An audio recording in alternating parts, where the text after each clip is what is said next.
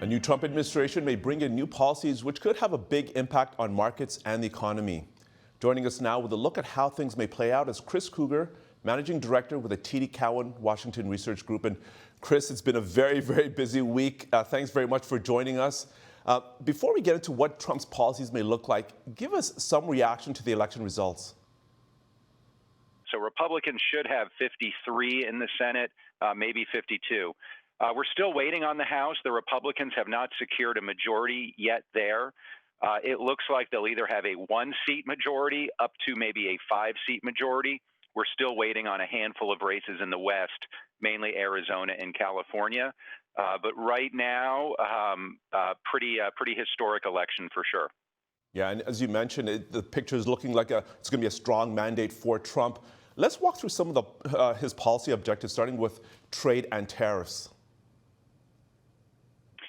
Yeah, I mean, this is, I mean, they're really the big four: deregulation, taxes, trade, and immigration.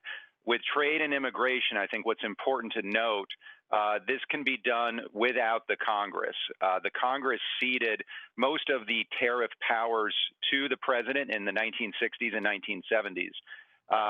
So, we'll see what happens there. There are two big areas that Trump has campaigned on. The first is either a 10% or a 20% across the board blanket tariff. The second is focused on China. This would be essentially repealing permanent normal trade relations with China. That would take the blended tariff rate on Chinese imports from about 20% to 60%. Okay, well, let's talk about tax policies. What are you expecting there? It's entirely dependent on what happens in California, Alaska, and Arizona within those House races. Provided the Republicans take or hold their majority, this is going to be all that is really this is the dominant issue on Capitol Hill next year. That's because at the end of next year, all of the 2017 Tax Cuts and Jobs Act, those big Trump tax bills, they all expire at the end of next year. So what Trump and Republicans in the House and Senate want to do is extend all of those rates. That's about $4.5 trillion just to keep them current. So we'll see that process unfold next year, along with a number of other tax proposals that Trump has talked about on the campaign trail, whether it's no tax on tips or other tax provisions, which are all quite expensive.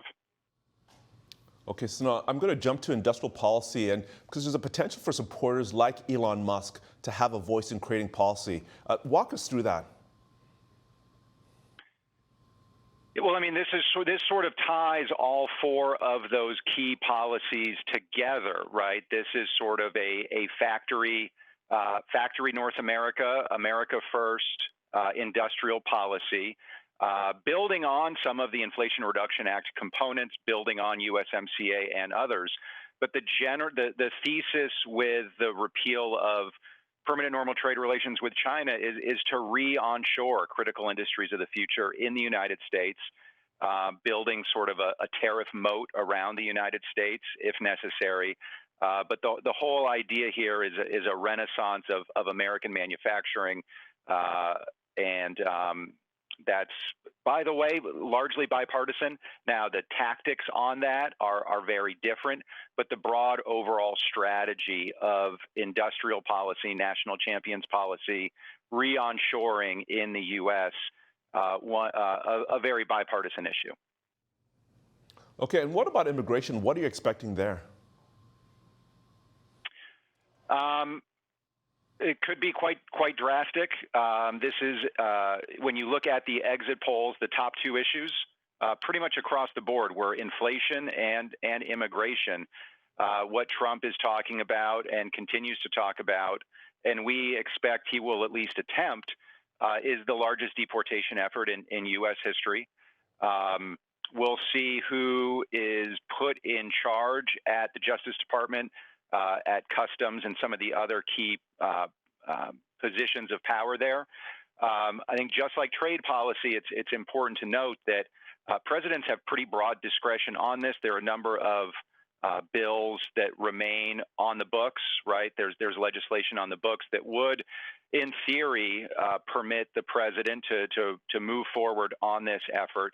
I think there are a lot of logistical questions and otherwise, but this was probably one of the most central campaign pledges of President-elect Trump, and we expect he will at least attempt what he has campaigned on.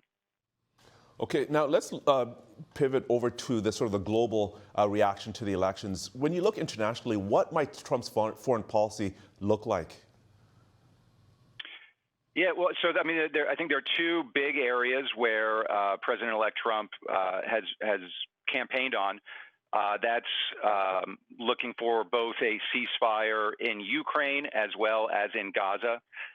So I think those are probably the top two foreign policy goals in kind of the first 100 days.